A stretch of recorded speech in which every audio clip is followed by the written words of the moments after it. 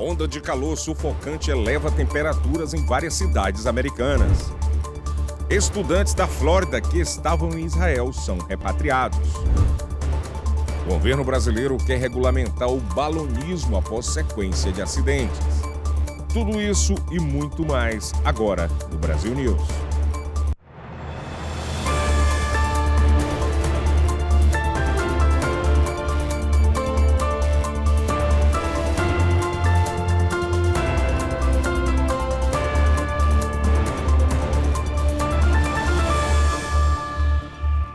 Boa noite.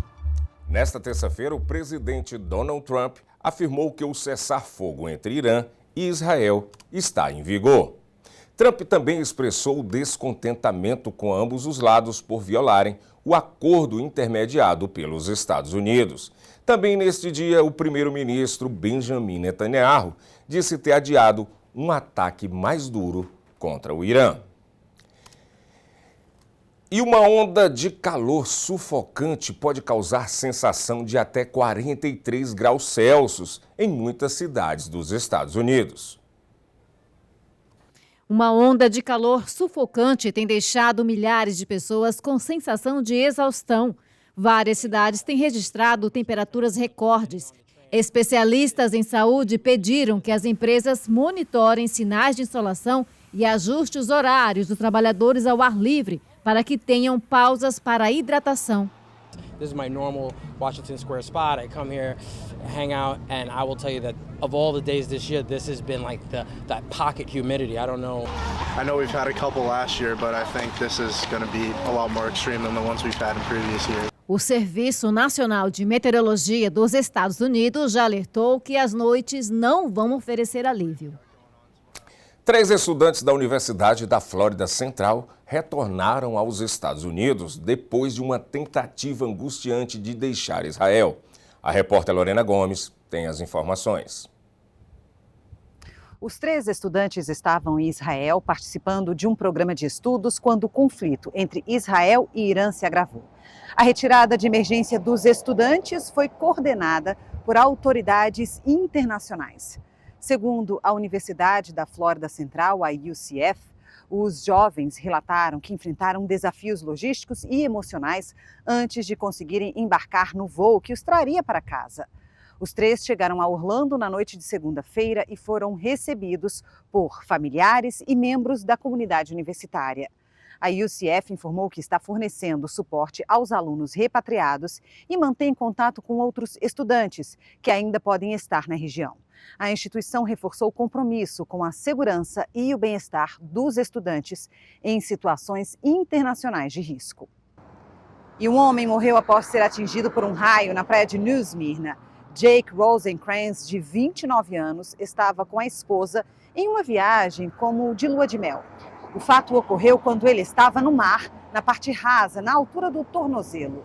Segundo os especialistas, o fenômeno que atingiu a vítima foi um evento meteorológico típico de raio de céu azul, como é chamado. Isso é quando a descarga ocorre a vários quilômetros de distância da tempestade principal. Ele chegou a ser socorrido por salva-vidas e uma enfermeira e levado ao hospital, mas não resistiu aos ferimentos. A vítima morreu no sábado, um dia depois do ocorrido. 2 golfistas também foram atingidos por raios na sexta-feira, mas sem ferimentos graves. Especialistas alertam que a Flórida é o estado com maior densidade de raios nos Estados Unidos. A recomendação é de que as pessoas se afastem de áreas expostas ao fenômeno, mesmo com o céu claro. E a ex-mulher do xerife suspenso, Marcos Lopes, compareceu ao tribunal na manhã desta terça-feira, depois de ser acusada de conspirar para investir dinheiro proveniente de um esquema de jogos de azar ilegais no estado. Robin Lynn Severance Lopes, de 50 anos, foi presa em Harmony na segunda-feira e transferida para a mesma cadeia onde está o ex-marido, no condado de Lake. Robin se tornou a 6ª pessoa envolvida no caso a ser investigada. A investigação aponta que o grupo movimentou mais de 21 milhões de dólares em apostas ilegais, loterias clandestinas e caças-níqueis. A justiça estipulou fiança de $400 mil, com condições rígidas como tornozeleira eletrônica, proibição de contato com o ex-marido e entrega de passaporte. Segundo as autoridades, Robin não apenas tinha conhecimento das atividades ilegais, como teria investido parte dos recursos obtidos pelo grupo. O ex-marido dela foi preso no início do mês por envolvimento na operação clandestina. Segundo a polícia, Marcos Lopes usou a posição de xerife do condado de Osceola para proteger o esquema e obstruir as investigações. Ele foi suspenso do cargo. E o governador Ron DeSantis assinou na segunda-feira 2 leis que trazem mudanças significativas nas regras para condomínios em todo o estado. A HB 913 flexibiliza exigências financeiras impostas após o desabamento de um prédio em Surfside em 2021. Ela permite que associações utilizem empréstimos ou linhas de crédito para cumprir metas de reserva e adiem contribuições por até 2 anos, desde que reparos estruturais urgentes sejam prioritários. A nova lei também amplia o prazo para a realização de estudos de integridade, aumenta o limite financeiro para isenções de contribuição e dispensa determinadas exigências para prédios menores. Já a segunda lei, a HB 393, facilita o acesso a subsídios para melhorias contra furacões, ampliando a abrangência e os beneficiários. As 2 leis assinadas também fortalecem a transparência nas associações, garantindo acesso a registros financeiros, votação eletrônica e sanções a gestores condenados. E a polícia impediu 2 eventos de street takeover no condado de Orange no fim de semana. As imagens mostram carros fazendo manobras perigosas, como rodopios e queima de pneus, enquanto bloqueavam as ruas. Em uma das ocorrências em Orlando, 2 jovens foram presos. Grupos de pessoas assistiam e gravavam as manobras arriscadas. Durante as 2 operações em Orlando, vários suspeitos foram presos e 3 veículos foram apreendidos por 30 dias. A polícia não revelou o número de detidos. Street takeover é quando motoristas ocupam ruas para fazer essas manobras radicais, colocando em risco a segurança da população. As autoridades reforçam que vão continuar combatendo essas práticas perigosas na região.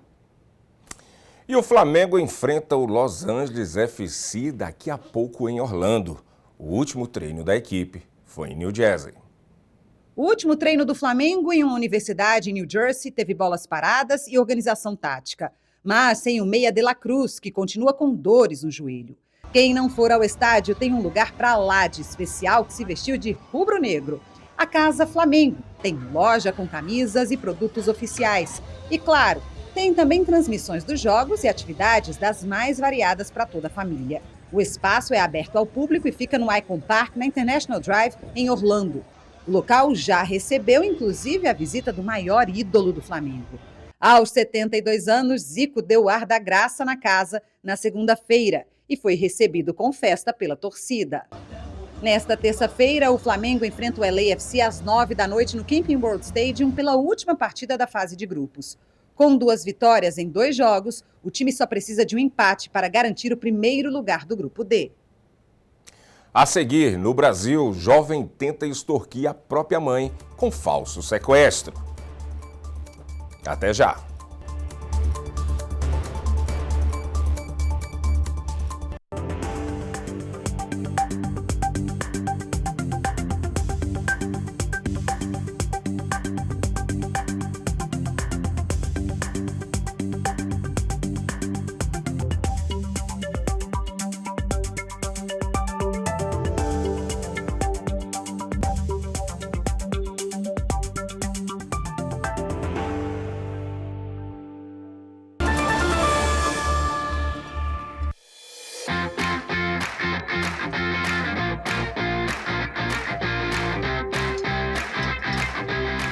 Mimoso traz para a sua mesa o autêntico sabor de Minas Gerais.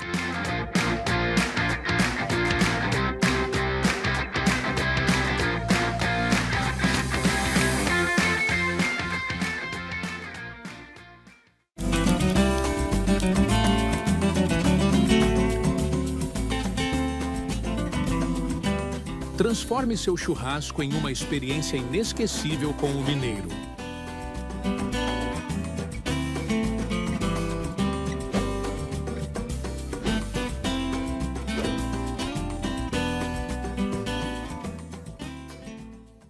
Essa é a história da receita caseira do pão de queijo Forno de Minas. Uma história cheia de paixão. Ingredientes naturais e muito queijo curado, feito aqui na Forno de Minas. Crocante por fora, macio por dentro. É impossível esquecer esse sabor, esse cheirinho e principalmente esse sentimento. Vó, tá pronto.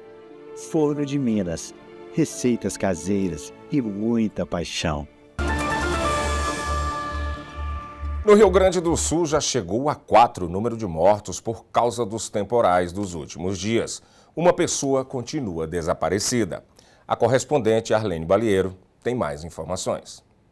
E mesmo com a trégua nas chuvas, o Rio Grande do Sul ainda enfrenta os efeitos dos temporais recentes. 4 mortes foram confirmadas pelas autoridades e uma pessoa segue desaparecida. Em todo o estado, mais de 130 municípios sofreram algum tipo de dano e pelo menos 20 decretaram situação de emergência. Segundo a Defesa Civil, quase 7 mil pessoas precisaram deixar as casas por conta das inundações. Ao menos 5 rios continuam acima da cota. O estado ainda enfrenta uma nova onda de frio que chegou ao Brasil no início desta semana. A previsão do Instituto Nacional de Meteorologia, o IMET, é de baixas temperaturas e até neve em algumas cidades. E já foi liberada pela polícia a médica presa por atacar uma família com spray de pimenta durante uma missa em São Paulo no domingo. Segundo a Guarda Civil Municipal, o spray usado pela mulher tem venda proibida no Brasil e ela não possuía autorização para usar o item. De acordo com o registro feito na delegacia de Jundiaí, o ataque aconteceu na Catedral Nossa Senhora do Desterro. Relatos policiais dão conta que Lívia Maria de Abreu, de 41 anos, se irritou com um barulho que uma criança de 2 anos fazia durante a celebração e usou o spray de pimenta contra a menina e os pais dela. A criança teve uma forte crise de tosse, vômitos, irritação nos olhos e algumas queimaduras ao redor dos lábios. Os pais caíram após serem atingidos. O produto também provocou mal-estar em outros fiéis. Em nota, a diocese repudiou o ato e expressou solidariedade às vítimas. O caso foi registrado como lesão corporal. A médica pagou fiança e foi liberada. E a polícia prendeu 2 jovens na segunda-feira por simular um falso sequestro. O objetivo de um deles, segundo os agentes, era extorquir a própria mãe para conseguir R$800. A mulher de 60 anos teria procurado a delegacia após receber um vídeo em que o filho aparecia supostamente rendido por uma facção criminosa. Na gravação, os falsos criminosos ameaçavam matar o rapaz caso o valor do resgate não fosse pago. Ao averiguar o conteúdo, a polícia percebeu que o sangue na cabeça do jovem era semelhante a ketchup. Foi aí que os agentes descobriram a farsa. O vídeo foi gravado em uma área de mata, próximo à casa de um deles. Os 2 foram presos em flagrante. O caso aconteceu em Goiânia. E foi declarado oficialmente na última sexta-feira pela Organização Mundial de Saúde Animal, a OMSA, o encerramento do caso de gripe aviária registrado no mês de maio em uma granja comercial em Montenegro, no Rio Grande do Sul. O site oficial da OMSA atualizou o status e classificou o caso como encerrado. No dia 18 de junho, o Ministério da Agricultura e Pecuária já havia informado formalmente sobre o fim do vazio sanitário. Segundo o mapa, o encerramento do prazo de 28 dias sem novas ocorrências fez com que o Brasil recuperasse o status de livre da doença em granjas comerciais. O Ministério também notificou os países que impuseram restrições temporárias às exportações brasileiras de aves. Vale lembrar que o Brasil é o maior exportador de carnes avícolas do mundo. E o governo federal quer regulamentar o balonismo após uma sequência de acidentes. Confira. A legislação brasileira atual considera o balonismo apenas como prática esportiva e não inclui voos turísticos. No entanto, após a morte de 9 pessoas em 2 quedas de balões na última semana, o governo quer regulamentar o esporte.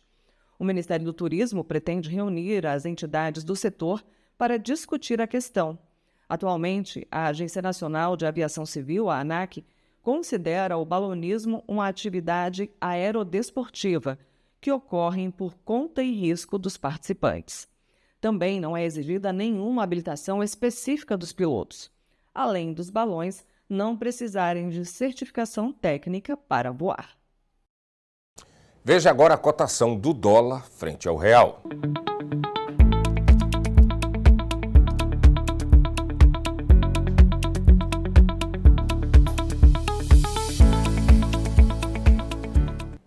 E esta edição do Brasil News termina aqui, mas você pode rever todas as notícias no nosso canal no YouTube. Boa noite.